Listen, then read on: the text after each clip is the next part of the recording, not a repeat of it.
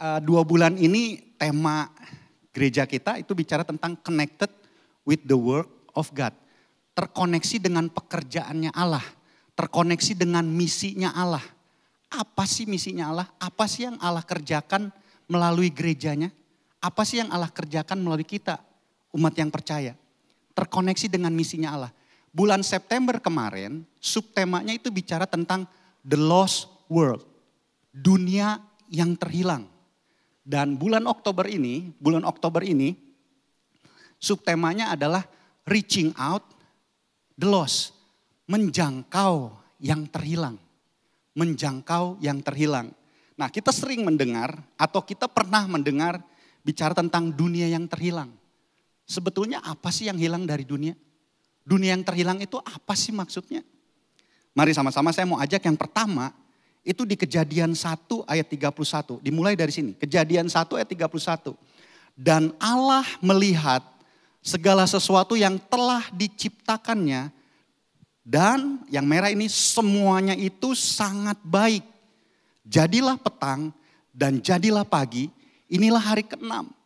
Kita tahu bahwa Tuhan menciptakan dunia ini semuanya itu sangat baik.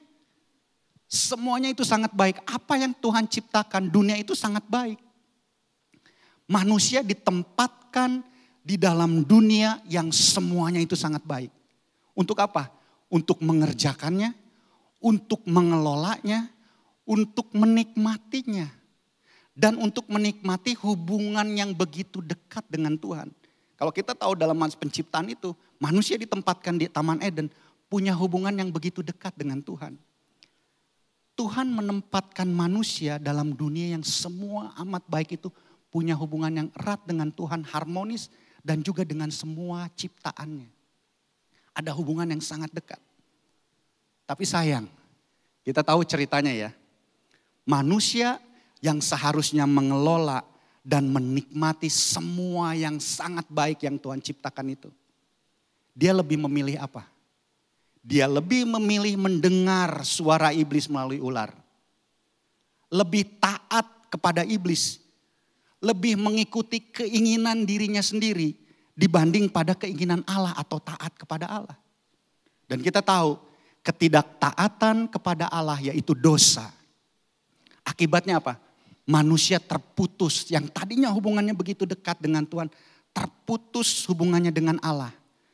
Dengan manusia juga, dengan semua ciptaan yang ada jadi tidak harmonis. Dosa membuat dunia ini rusak. Hancur dan terhilang disebutnya. Terputus hubungannya dengan Allah. Maka manusia terputus juga dengan hubungan dengan tujuan Allah diciptakan manusia di awal. Yaitu mulia dan berharga. Hidup yang kekal. Karena dia mengikuti si iblis. Yang kita tahu kerjaan si iblis apa? Mencuri, membunuh, dan membinasakan. Karena dia lebih mengikuti itu. Maka tujuan Allah hilang. Dia lebih mengikutinya. Akhirnya dicuri kebahagiaan itu. Dicuri damai sejahtera itu. Dicuri keselamatan itu.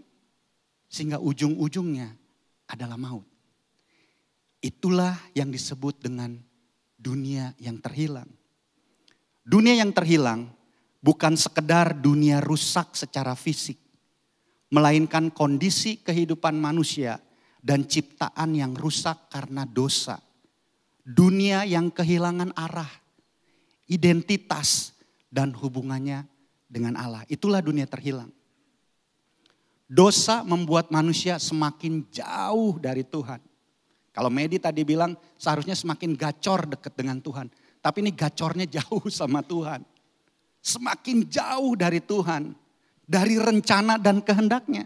Sehingga akhirnya membuat semakin rusak dan rusak. Dosa, saya pernah sampaikan ini. Dosa bukan hanya bicara tentang sebuah perbuatan. Tetapi sebuah perbudakan. Yang mengikat menuju kepada maut. Waktu kita berdosa, enggak berhenti sampai di situ dosa. Dosa akan terus mengikat, membawa kita lebih dalam, lebih dalam, lebih dalam. Kita diperbudak, diikat, dan ujungnya upah dosa adalah maut. Manusia gak bisa melepaskan dirinya dari dosa, dari ikatannya itu. Tapi puji Tuhan, kasih Tuhan gak berhenti sampai di situ. Karena Tuhan memandang kita apa? Kita buka Yesaya 43 ayat 4. Yesaya 43 ayat 4. Oleh karena engkau berharga di mataku dan mulia, dan aku ini mengasihi engkau, maka aku memberikan manusia sebagai gantimu dan bangsa-bangsa sebagai ganti nyawamu. Di pandangan Tuhan, Bapak, Ibu, saya, saudara, di pandangan Tuhan kita ini berharga. Amin. Boleh katakan ke sebelah kiri kanannya, bilang, kamu berharga di mata Tuhan. Kamu tuh mulia. Kamu tuh berharga. Kita aja kalau kita punya sesuatu yang sangat berharga dan mulia, waktu itu hilang, kita akan cari sampai dapat. Betul gak? Kita akan cari, usahakan sampai dapat. Makanya ayat ini akan mendasari firman Tuhan tentang reaching out the lost. Mencari, menjangkau yang terhilang. Karena apa? Karena kita semua berharga dan mulia di mata Tuhan. Terima ini. Daniel, engkau sangat berharga dan mulia di mata Tuhan. Siapapun kita ini sangat mulia dan berharga di mata Tuhan. Ini ayat yang akan mendasari Yohanes 3 ayat 16 dulu sampai 17. Ini ayat yang sering kita baca. Karena begitu besar kasih Allah akan dunia ini, sehingga ia telah mengaruniakan anaknya yang tunggal, supaya setiap orang yang percaya kepadanya tidak binasa, melainkan beroleh hidup yang kekal. Dikembalikan lagi hubungan dengan Tuhan. Sebab Allah mengutus anaknya ke dalam dunia apa? Bukan untuk menghakimi dunia, melainkan untuk menyelamatkannya oleh Dia. Dan buka di Lukas 19 ayat 10. Lukas 19 ayat 10. Sebab anak manusia datang untuk mencari dan menyelamatkan yang hilang. Ini adalah misinya Tuhan Yesus ke dunia ini.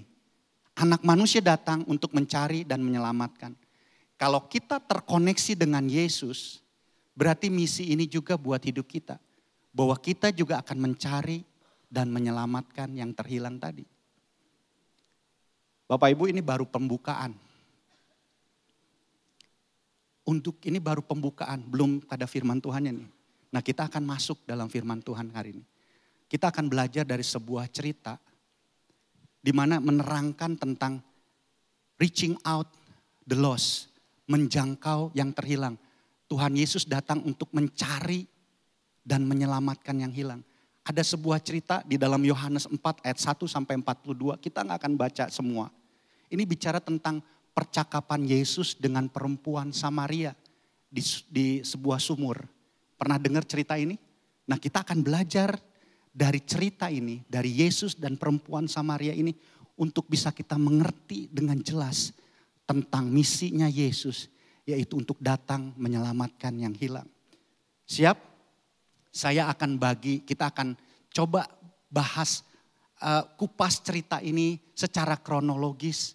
Bagaimana cerita ini menginspirasi kita, mengajar kita sesuatu tentang mencari dan menyelamatkan yang hilang. Saya akan coba dibagi dengan 5 tahapan. 5 tahapan. Yang pertama, saya kasih judulnya dulu. Kalau Bapak Ibu suka judul firman Tuhan hari ini adalah pertemuan yang mengubahkan kehidupan. Boleh sama-sama katakan pertemuan yang mengubahkan kehidupan. Siap ya? Yang pertama, pertemuan yang mengubahkan kehidupan. Tahapan yang pertama itu bicara tentang latar belakang dan kondisi perempuan atau bangsa Samaria. Dalam Yohanes 4 ayat 9 firman Tuhan mengatakan demikian. Maka kata perempuan Samaria itu kepadanya, masakah engkau seorang Yahudi minta minum kepadaku seorang Samaria yang merah? Sebab orang Yahudi tidak bergaul dengan orang Samaria. Dimulai baru bahwa Yesus setelah melayani, dia dari Galilea menuju Yudea, dia lewat Samaria. Dan singkat cerita ketemu dengan perempuan ini. Mulailah terjadinya percakapan, pertemuan ngobrol. Dan ini yang dibilang, waktu Yesus minta minum, si perempuan ini bilang, Masa orang Yahudi minta kepada orang Samaria? Karena pada waktu itu orang Yahudi itu enggak bergaul, enggak berhubungan, putus hubungannya dengan orang Samaria. Pandangan bangsa Yahudi terhadap bangsa Samaria pada saat itu diawali sebetulnya dengan terpecahnya kerajaan Israel. Samaria itu menjadi ibu kota kerajaan utara. Kemudian bangsa Asyur menjajah. Terjadilah di situ kawin campur. Campuran. Campuran. Kemudian juga di situ juga diajarkan tentang penyembahan-penyembahan berhala. Sehingga penyembahannya juga penyembahan campuran juga. Terjadi campur silang budaya semua, penyembahan agama dan semua. Makanya bangsa Yahudi melihat bangsa Samaria itu sesuatu yang enggak murni. Udah najis, udah tersesat istilahnya. Mereka menolak sebagian besar kitab suci. Mereka hanya menerima 5 kitab Musa saja. Bahkan jika orang Yahudi meminum dari wadah Samaria, dia tuh dianggap tidak tahir. Dan orang Yahudi lebih memilih memutar atau enggak pernah mau lewat tanah Samaria. Karena mereka pikir kalau dia menginjakkan kaki di situ aja, dia dibilang najis, enggak tahir. Perlu kibas-kibas istilahnya, bersihkan lagi. Ada sebuah kebencian etnis dan religius di situ. Itu bicara tentang bangsa Yahudi. Kemudian kita bicara tentang siapa perempuan Samaria itu. Perempuan Samaria ini menggambarkan yang terhilang. Yang tadi terpisah dengan Tuhan dan kebenaran. Perempuan Samaria ini sebagai simbol orang berdosa dan hina. Yang pertama tadi orang Yahudi menganggap orang Samaria itu campuran, enggak murni, najis, sesat. Enggak layak punya hubungan dengan Tuhan. Karena dia punya Allah-Allah yang lain, menyembah kepada Allah-Allah yang lain juga. Kalau dalam bangsa Samaria itu mereka menyembahnya di Gunung Gerisim. Mereka ada tempat penyembahan tersendiri di sana. Jadi makanya udah berdosa, enggak layak, lu hina. Kemudian kita tahu orang Samaria ini, perempuan Samaria ini terikat dengan dosa perzinahan. Waktu bercakap-cakap dengan Yesus, Yesus kan bilang gini, mana suamimu, panggil suamimu. Dia bilang, saat ini aku gak punya suami. Yesus bilang, tepat, kamu udah 5 kali dan yang sekarang juga bukan suamimu. Hidup dalam dosa perzinahan. Dan juga dia hidup dalam yang namanya keterlukaan hati. Bayangin 5 kali gagal dalam membangun relasi. Saya nggak tahu ceritanya seperti apa, tapi kalau boleh dibilang mungkin dia gagal relasi, dia ditinggal, dia dicerai, mungkin juga berkali-kali menanggung malu, disakiti, kecewa dan semuanya. Budaya saat itu, perceraian itu adalah sesuatu aib yang sangat besar. Berarti ini juga wanita yang terluka. Selain dia berdosa, melakukan perzinahan, tapi dia juga secara kejiwaan dia juga terluka. Dia terpinggirkan secara sosial. Kalau kita baca di ayat 6, biasanya perempuan itu datang pagi hari atau sore supaya enggak panas. Tapi perempuan ini datang itu jam 12 siang. Kalau baca di ayat 6 itu bilang, dia datang, perempuan itu datang jam 12 siang. Ini menunjukkan bahwa dia sendiri enggak mau ketemu sama orang-orang di sekelilingnya. Merasa tersingkirkan dalam kaumnya sendiri, ditolak. Mungkin orang-orang ngomongin dia, ini orang berdosa nih. Dia berzina tuh, dia gak sama si itu tuh, digosipin kemana-mana. Dia malu, menanggung malu dalam kehidupannya. Makanya dia menyingkir, menghindar, gosip, takut ditolak orang. Karena dia merasa bahwa kayaknya gue gak layak. Sebagai orang Samaria aja dengan kaumnya dia aja gak mau bergaul. Perempuan Samaria ini bukan hanya terputus atau terbuang karena dosa pribadinya, tetapi juga terbuang secara sosial komunitas dan terbuang secara budaya oleh bangsa Yahudi. Gambaran manusia berdosa terhilang, terpisah dengan Tuhan dan sesamanya. Yang tadi dunia terhilang dengan ciptaan Tuhan. Dosa membuat manusia terpisah dengan Tuhan dan kehilangan kemuliaan Tuhan. Roma 3 ayat 23. Semua orang telah berbuat dosa dan kehilangan kemuliaan Tuhan. menjadi nggak mulia lagi menurut mereka. Menjadi terhina karena dosa itu sendiri. Perempuan ini adalah simbol dari orang berdosa, dianggap hina, kotor, hidup dalam air, terpinggirkan, tersakiti dan ditolak. Itu yang pertama, bicara tentang latar belakang bangsa Samaria dan perempuan Samaria. Dari cerita ini kita masuk ke tahap kedua. Tahap kedua apa? Kita lihat apa yang dilakukan Yesus. Di sini saya bilang yang kedua, Yesus harus datang. Ada tujuan dan misi ilahi. Kita buka Yohanes 4 ayat 3 dan 4. Secara kronologis ya kita lihat cerita ini dan banyak banget nilai-nilai yang Tuhan ajarkan. Ayat 3, ia pun meninggalkan Yudea dan kembali lagi ke Galilea. Ayat 4 perhatikan yang merah. Yesus harus melintasi daerah Samaria. Sekali lagi, Yesus harus melintasi daerah Samaria. Kenapa pakai kata harus? Kebetulan aja, nggak ada namanya firman Tuhan kebetulan. Di situ pakai kata harus. Yesus harus melintasi daerah Samaria. Nggak begini, Yesus melintasi daerah Samaria. Tapi ada kata harus. Yang pertama, kata harus dipakai dalam bahasa aslinya, bahasa Yunani itu pakai kata dei namanya. Dei, si dei.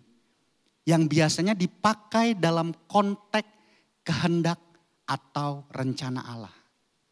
Jadi harus itu bukan cuma sekedar ya harus.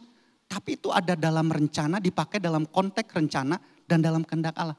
Artinya harus melewati tanah Samaria bukan cuma bicara tentang pilihan praktis, lebih singkat, lebih enak jalannya, enggak. Tetapi ada tujuan, ada keharusan ilahi sesuai dengan misinya Tuhan. Jadi hal ini menggambarkan Yesus untuk lewat Samaria mencari dan menyelamatkan yang hilang itu bukan kebetulan. Tetapi memang disengaja, didoakan, direncanakan, ada misi Allah, ada tujuan yang jelas. Jadi waktu dibilang harus melewati Samaria, itu bukan sesuatu yang kebetulan atau hanya sebuah pilihan. Tapi ada maksud, ada rencana Tuhan. Yesus memilih ke situ, Yesus harus ke situ, itu ada tujuan Tuhan. Yang kedua, kenapa pakai kata harus melintasi? Pada waktu itu ada 2 jalur untuk orang Yahudi waktu mau ibadah dari Galilea ke Yerusalem atau ke Bait Allah. Itu ada 2 jalur. Jalur yang pertama tadi itu jalur langsung melewati daerah Samaria dan salah satunya kotanya adalah kota Sikar. Tapi ada jalur kedua. Jalur kedua itu memutar lewat timur Sungai Yordan. Trans-Yordania. Dikenal juga dengan namanya jalur Perea. Dan uniknya tradisinya. Orang Yahudi biasanya memilih jalur Perea ini. Untuk menghindari kontak dengan orang Samaria. Sebab mereka sekali lagi menganggap orang Samaria najis. Enggak murni, menghindari Samaria. Nanti aku jadi ikutan enggak murni, aku jadi enggak tahir. Karena ada kebencian etnis dan religius juga berdasarkan agama pada waktu itu. Tentang penyembahan. Itu tradisinya. Dari situ, kenapa Yesus harus memilih? Kenapa Yesus harus melewati jalur Samaria? Yesus harus melewati Samaria.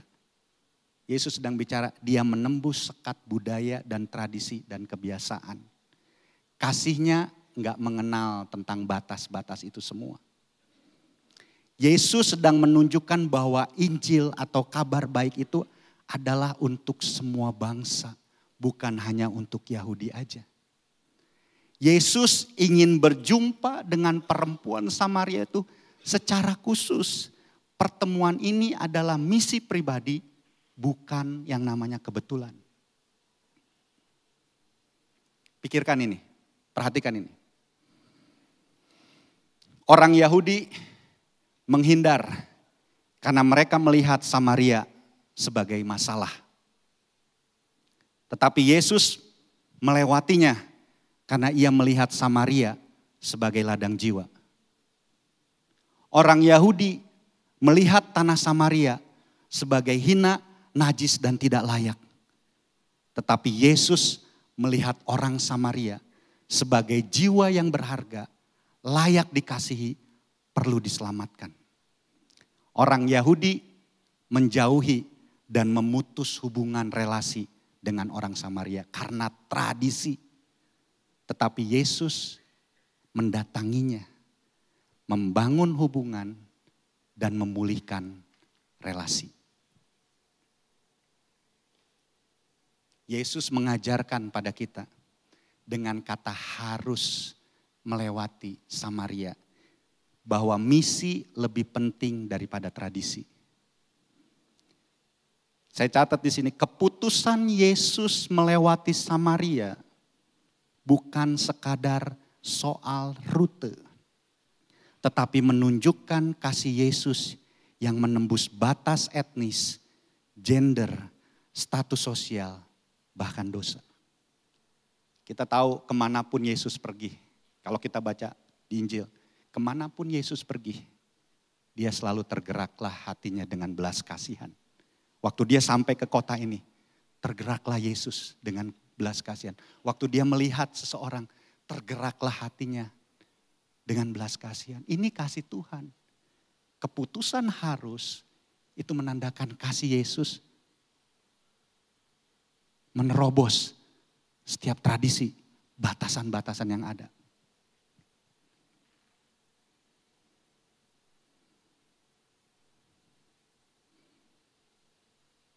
Mengasihi yang sepertinya kata orang Yahudi gak layak dikasihi. Salah satu ujian terbesar, ujian terberat buat kita orang-orang yang percaya, orang-orang Kristen. Yang pertama bukan bicara tentang bagaimana mengasihi Yesus, tapi bagaimana kita mengasihi Yudas. Pikirkan, ujian terbesar bukan kita bagaimana kita mengasihi Yesus, tapi ujian terbesar adalah bagaimana kita juga bisa mengasihi Yudas. Kalau mengasihi Yesus, firman Tuhan katakan orang dunia juga mengasihi orang yang baik sama kita, yang melakukan sesuatu itu semua juga orang bisa lakukan. Mengasihi Yesus yang begitu mengasihi kita, yang melayani kita, yang memberkati kita, itu lebih mudah. Tapi bayangkan bagaimana kita bisa mengasihi Yudas yang mengkhianati kita, yang menyakiti hati kita, yang mengecewakan kita. Tapi Yesus membuktikan kasihnya ini menerobos semua sekat-sekat yang ada. Enggak dibatasi karena etnis ini, karena dia udah mengecewakan, dia sumber masalah. Dia tetap datang, dia bilang, aku harus melewati tanah Samaria. Karena aku akan datang untuk mencari dan menyelamatkan yang hilang. Langkah kedua. Dan kalau kita tahu tentang ini, kita sebagai murid Yesus, saya catat ini. Sebagai murid Yesus, perhatikan, sebagai murid Yesus, melaksanakan amanat agung itu adalah sebuah keharusan, bukan sebuah pilihan. Kalau kita orang percaya yang mengikut Yesus, melakukan amanat agung, itu bukan pilihan, tapi sebuah keharusan. Seperti Yesus contohkan, aku harus ada kehendak, ada tujuan misi Tuhan yang jelas, bukan kebetulan. Itu yang kedua, kita masuk tahapan yang ketiga. Apa tujuan Yesus datang harus kepada Samaria, kepada perempuan ini? Yang ketiga, Yesus menyelamatkan dan memulihkan. Tahapan yang ketiga. Yohanes 12 ayat 47 menyatakan demikian.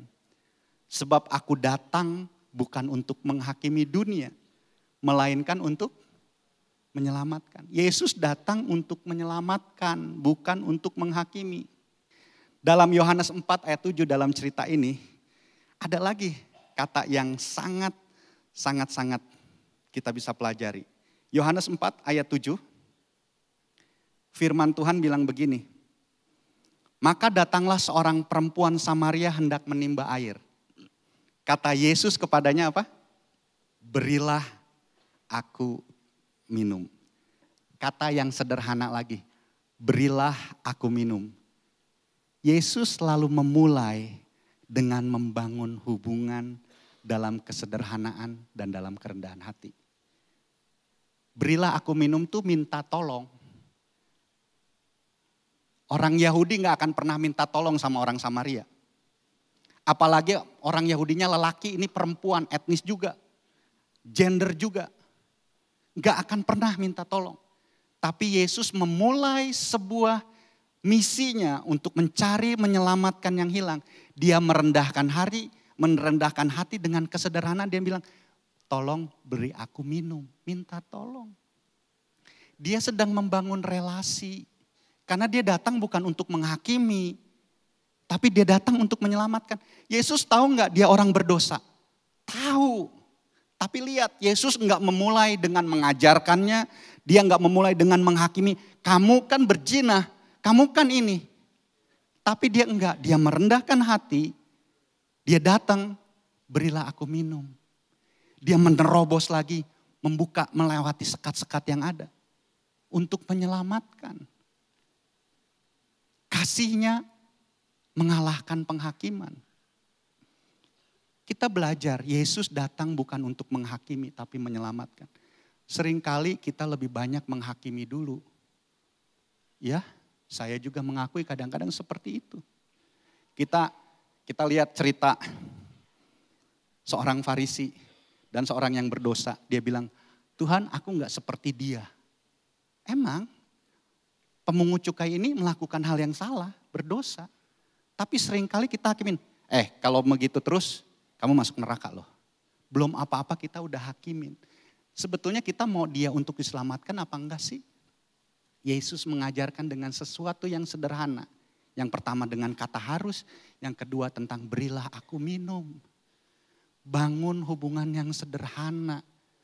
Bukan menghakimi, aku datang bukan untuk menghakimi, tapi untuk menyelamatkan. Dalam Yakobus 2 ayat 13, firman Tuhan berkata, tetapi belas kasihan akan menang atas penghakiman. Yang dapat mengubahkan orang, itu adalah kasih bukan penghakiman.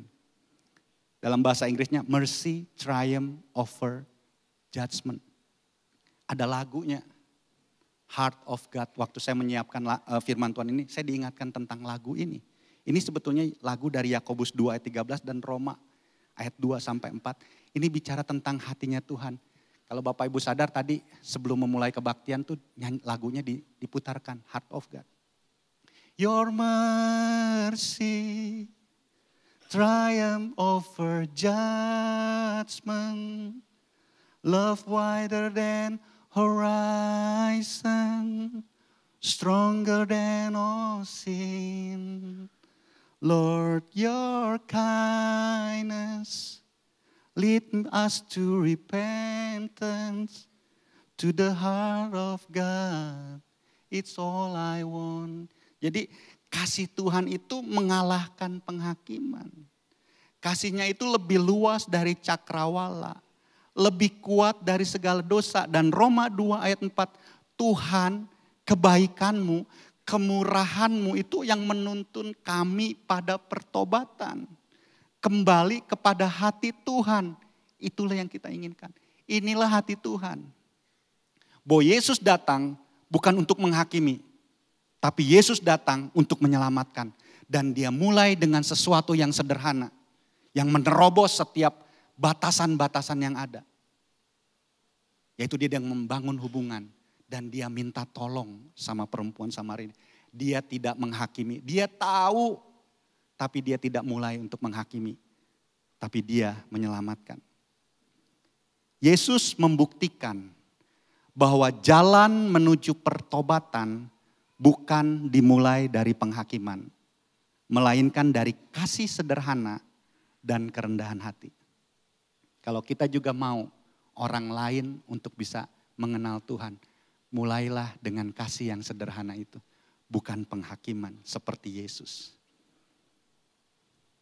Yesus datang bukan menghakimi, tapi menyelamatkan dan memulihkan. Yang ketiga itu bicara Yesus memulihkan kita orang berdosa secara utuh. Dalam Yohanes 4 ayat 14, Sebelumnya di ayat 10 bicara Yesus memberikan air hidup. Tapi saya bacakan ayat 14, tetapi barang siapa minum air, yaitu air hidup yang Yesus berikan, ia tidak akan haus untuk selama-lamanya. Sebaliknya air yang kuberikan kepadanya akan menjadi mata air di dalam dirinya. Dan terus menerus memancar sampai kepada kehidupan yang kekal. Yesus, pertemuan dengan Yesus, itu memulihkan dan menyelamatkan. Baik secara rohani, jiwa, dan tubuh. Perempuan Samaria ini berdosa secara roh, luka hatinya secara jiwa, kekurangan, kehausan setiap hari, kebutuhan dia dalam kehidupan. Tapi Yesus memulihkannya, utuh dalam kehidupan kita. Dia datang, pertemuan dengan Yesus memulihkan keutuhan manusia. Secara roh dia mengampuni dosa, karya di kayu salib menyelamatkan kita semua. Karena begitu besar kasih Allah akan dunia ini, maka dia mengaruniakan anak yang tunggal. Barang siapa yang percaya tidak binasa melainkan beroleh hidup. Dikembalikan tujuan mula-mula kita. Secara kejiwaan, sering luka. Yesus bilang gini, aku datang bukan untuk yang sehat, tapi untuk yang sakit. Yesus sedang bilang, yang sakit itu bisa sakit jiwa, bisa sakit juga tubuh. Yesus datang untuk menyembuhkan luka-luka. Bahkan Yesus datang bilang dalam Matius saya catat, marilah kepadaku yang letih, lesu dan beban berat. Maka aku akan memberikan kelegaan kepadamu. Kita ngalamin ya namanya luka hati ya. Kecewa, batin kita baik dari kecil maupun saat ini. Yesus datang untuk memulihkan.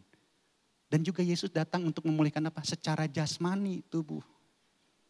Bicara haus itu kebutuhan tubuh. Tapi Yesus datang, aku datang untuk memberikan hidup. Hidup yang berkelimpahan.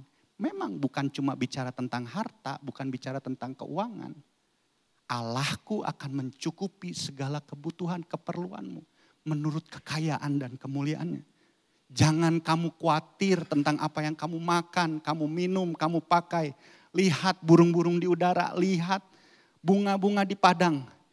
Semua itu Tuhan pelihara. Yesus juga menjadi jawaban buat kebutuhan jasmani kita. Jadi secara utuh, pertemuan dengan Yesus. Pertemuan dengan Yesus, itu dia menyelamatkan dan memulihkan kita secara utuh. Dimulai dengan apa? Berilah aku minum. Berilah aku minum bukan untuk menghakimi tapi untuk menyelamatkan. Kita lanjut yang keempat. Dua lagi. Pertemuan yang mengubahkan. Yesus datang. Yang pertama tujuannya menyelamatkan dan memulihkan. Kedua adalah mengubahkan kehidupan. Yohanes 4 ayat 28. Ada kata-kata yang simpel lagi dari cerita ini ayat 28. Maka perempuan itu meninggalkan tempayannya. Pakai yang merah ya. Di situ lalu pergi ke kota dan berkata kepada orang-orang di situ. Lihat, meninggalkan tempayannya. Hal ini menggambarkan apa sih? Pertama, ia udah gak mikirin lagi tentang air untuk dirinya sendiri. Karena dia tinggalkan, kemudian dia sudah berpikir tentang air hidup yang akan dia bagikan kepada semua orang di kota. Meninggalkan tempayannya. Meninggalkan itu juga menggambarkan apa? Meninggalkan hidup yang lama dan mengenakan hidup yang baru. Hidup sebelum ketemu dengan Yesus. Perempuan ini terpusat pada dirinya sendiri. Mencari kebahagiaan lewat memenuhi semua keinginan dagingnya. Yang ternyata tidak pernah puas. Bahkan semakin dalam dan diperbudak. Hanya memikirkan kepentingan dirinya sendiri. Kasih dong minumnya supaya saya gak usah balik lagi. Cuman mikirin dirinya sendiri.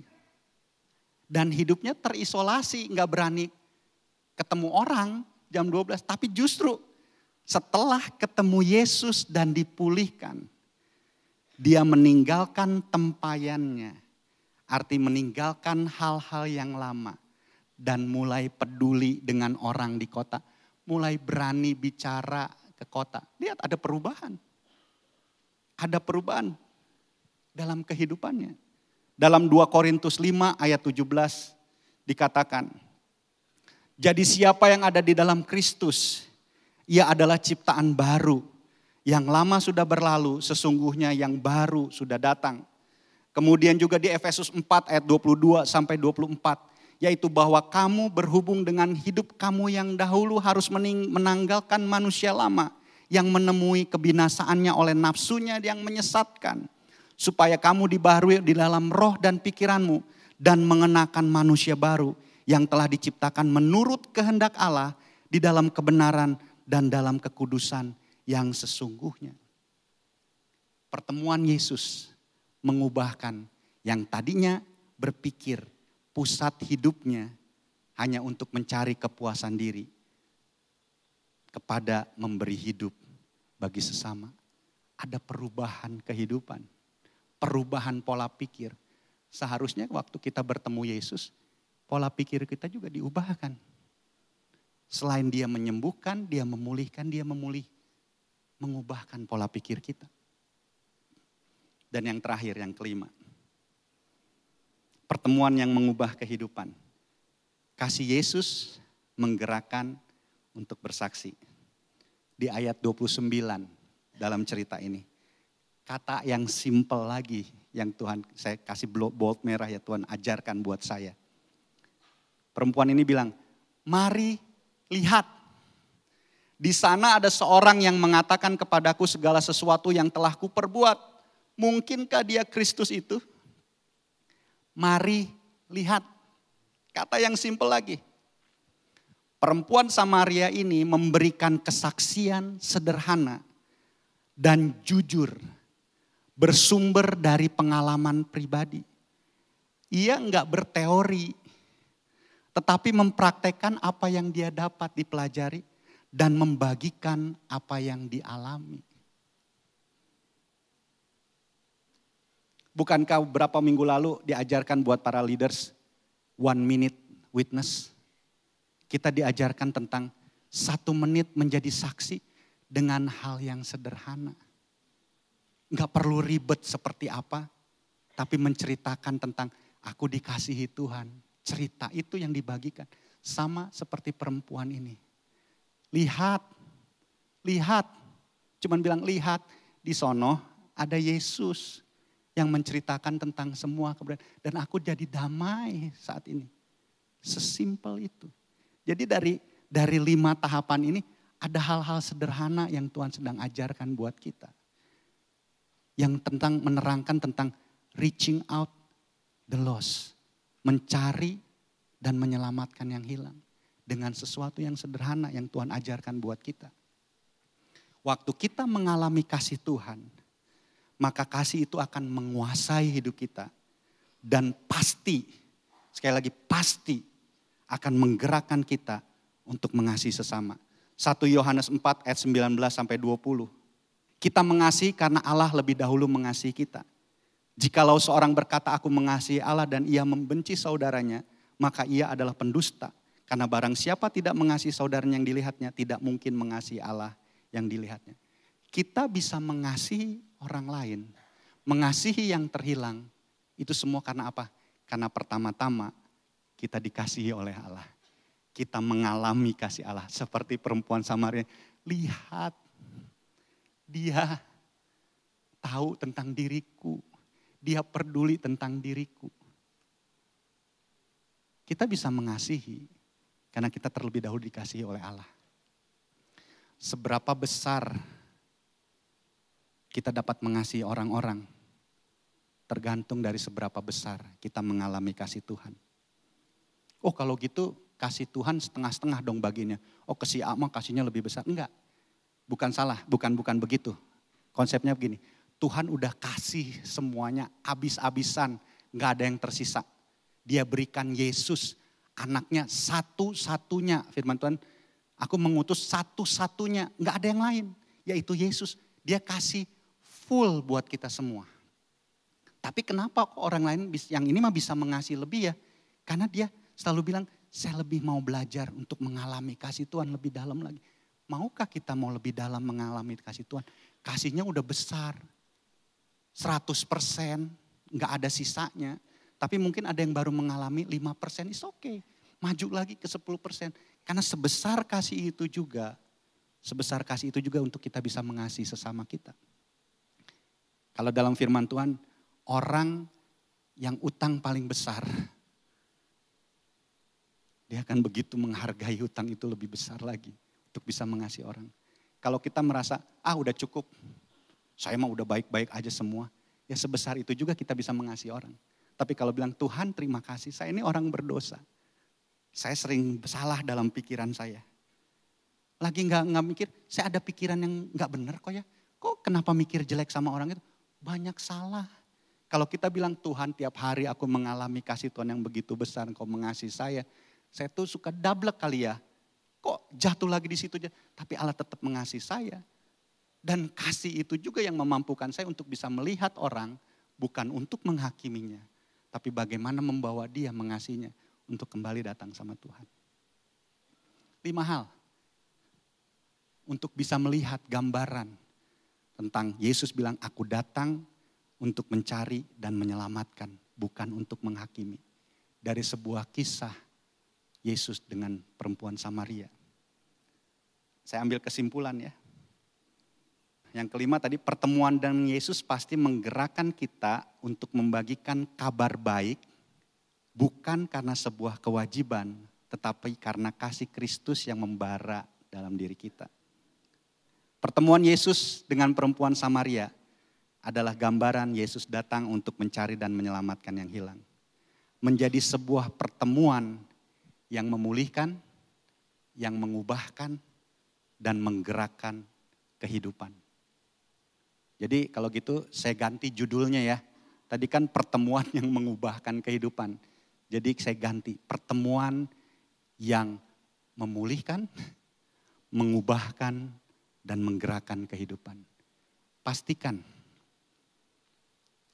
kita bertemu, bercakap-cakap dengan Yesus setiap hari. Karena dia akan memulihkan kita, dia pasti mengubahkan kita, dia pasti akan menggerakkan kita. Kalau enggak memulihkan, enggak menggerakkan, enggak mengubahkan, kita ketemu siapa? Waktu perenungan firman Tuhan ini aja mengubahkan hidup saya loh. Setiap saya berdoa sekarang mau ke gereja, saya bilang sama Tuhan gini, Tuhan hari ini saya mau ke gereja. Saya mau pastikan saya mau ketemu Yesus. Karena waktu saya ketemu Yesus, semua luka hati saya juga dipulihkan. Waktu ketemu Yesus saya dengar firman Tuhan atau melihat dalam sebuah pelayanan yang ada, itu mengubahkan pola pikir saya yang salah. Dan pasti waktu pulang dari gereja ada sesuatu yang menggerakkan hidup saya. Yang pertama untuk melakukan kebenaran firman Tuhan itu. Dan yang kedua melakukan amanat agung itu dalam kehidupan. Gereja ini, ibadah kita ini bukan bicara tentang performance, tapi bicara tentang setiap orang ketemu dengan Yesus. Karena waktu setiap jemaat ketemu dengan Yesus dalam ibadah yang dipersiapkan, mereka akan dipulihkan. Yang belum diselamatkan mereka akan terima keselamatan. Karena Yesus keselamatan itu bagi setiap orang yang percaya. Kalau ada yang sudah percaya datang ketemu di dalam gereja ini, ada dalam luka-luka kehidupan, Tuhan juga sanggup memulihkan. Baik yang sakit, yang luka hatinya, yang terikat dalam dosa. Ketemu dengan Yesus, dia dipulihkan secara utuh. Dan kemudian pola hidup, pola pikir kita diperbaharui, diubahkan pola kita. Yang pikirannya tadi hanya untuk diri, mulai peduli sama orang. Yang tadinya hanya untuk keuntungan diri sendiri, diubahkan. Perubahan pola pikir. Kemudian pasti akan menggerakkan kita untuk melakukan kebenaran dan melakukan amanat agung. Pastikan, baik saya, semua hamba-hamba Tuhan, semua pelayan, waktu melayani Tuhan, bukan cuma karena tugas, bukan karena saya di jadwal udah biasa datang ke gereja. Saya nggak mau lewati hari-hari kalau nggak ketemu Yesus. Dan ini juga berlaku untuk hari-hari di rumah. WPDA, sebelum pergi kemana-mana, waktu pergi berjalan kemana-mana, pastikan ketemu dengan Yesus. ngobrol dengan Yesus. Kalau baca tentang firman ayat cerita ini, semua dimulai dari yang sederhana. Mau gak kita tiap hari ngobrol sama Yesus, ketemu dengan Yesus dari mulai yang sederhana. Bicara tentang aus, kemudian bicara tentang penyembahan, bicara tentang kehidupan. Seringkali Tuhan mau kita itu diskusi biasa tentang hari ini saya lagi kesel inikah, saya lagi preparing inikah. Anak-anak muda bicara sama Yesus tentang pelajaran, bicara tentang masa depan, tentang pasangan hidup. Bangun hubungan, karena pertemuan dengan Yesus itu akan memulihkan kita, mengubahkan kita, dan akan menggerakkan kita untuk melakukan kebenaran dan melakukan amanat agung. Amin. Mari sama-sama renungkan firman Tuhan ini. Saya undang singers. Dia datang bukan untuk menghakimi, tapi dia datang untuk menyelamatkan dengan hal-hal yang simpel. Waktu saya mempersiapkan firman Tuhan ini, saya berdoa. Yang pertama, mungkin ada yang datang seperti perempuan Samaria ini, mungkin merasa berdosa, merasa kayaknya gak layak, banyak dosa dan kayaknya kotor banget. Tapi Yesus membuktikan bahwa dia tetap datang mengasihi. Mau sekotor apapun, semerah kirmisi pun dia akan buat jadi putih. Mari datang sama Tuhan yang dalam pergumulan, yang belum pernah menerima Yesus. Saya mau berdoa mungkin. Ada yang belum pernah menerima Yesus. Ini adalah kesempatan Yesus mengundang. Dia datang untuk menyelamatkan. Kalau ada yang belum pernah terima Yesus dan hari ini tahu firman Tuhan ini bahwa Yesus mengasihi, bahwa saya berharga di mata Tuhan. Kalau ada, boleh angkat tangan. Sementara yang lain tertutup. Ini adalah urusan kita dengan Tuhan. Puji Tuhan. Puji Tuhan. Puji Tuhan, ada tangan-tangan yang terangkat. Kita sama-sama dukung dalam doa ya. Mari sama-sama ikuti saya berdoa. Yang sudah mengangkat tangan dari hati, kemudian kita juga semua sama-sama ikuti doa. Tuhan Yesus. Terima kasih buat firman-Mu. Kami mendengar hari ini bahwa Engkau datang untuk mencari dan menyelamatkan yang terhilang. Aku adalah yang terhilang. Aku orang berdosa. Oleh karena itu aku datang kepadamu. Ampuni segala kesalahanku. Sucikan aku dari dosaku. Dan hari ini aku buka hatiku. Mengundang Engkau Yesus masuk dalam hatiku. Sebagai Tuhan dan Rajaku. Sebagai Juru Selamatku satu-satunya. Mulai dari hari ini. Dan seterusnya. Dan aku mau belajar membangun hubungan dengan Engkau. Terima kasih Tuhan Yesus. Haleluya. Saya juga akan berdoa buat mungkin Bapak Ibu yang dalam pergumulan berat. Ada luka-luka dalam hati. Yesus datang untuk memulihkan. Yang dalam pergumulan berat, yang butuh dalam dukungan doa, boleh angkat tangannya. Boleh angkat tangannya. Tuhan, terima kasih, aku berdoa buat setiap tangan-tangan yang terangkat. Saat ini aku berdoa, apapun dalam pergumulan yang sedang dihadapi. Aku berdoa di dalam nama Tuhan Yesus. Engkau datang menjadi pertemuan secara pribadi buat setiap orang-orang yang mengangkat tangan. Karena waktu mereka bertemu secara pribadi dengan Tuhan, Tuhan akan memulihkan secara utuh dalam nama Tuhan Yesus. Tuhan akan mengubahkan di dalam nama Tuhan Yesus. Tuhan akan menggerakkan di dalam nama Tuhan Yesus. Di dalam nama Yesus sekali lagi berkat Tuhan melimpah yang bergumul dalam sakit penyakit. Saat ini oleh bilur-bilur Yesus sudah disembuhkan di dalam nama Yesus. Yang bergumul dalam situasi usaha kehidupan. Tuhan juga Allah yang mencukupi. Yang bergumul dalam luka-luka kekecewaan. Saat ini juga Allah memulihkan, kasih Tuhan memulihkan. Yang letih, lesu dan berbeban berat. Allah akan memberikan kelegaan di dalam nama Tuhan Yesus. Terima kasih Tuhan, kami terima yang baik dari Tuhan. Dan kami mau terus bangun untuk terus selalu bertemu dengan Tuhan. Membangun hubungan erat dengan Tuhan. Terima kasih Tuhan, kami mengucap syukur dan pakai hidup kami untuk juga menjadi perpanjangan tangan Tuhan untuk menjangkau orang-orang yang terhilang di sekeliling kami, sehingga nama Tuhan dipermuliakan. Terima kasih Tuhan, terima kasih Tuhan. Di dalam nama Yesus kami serahkan hidup kami. Haleluya.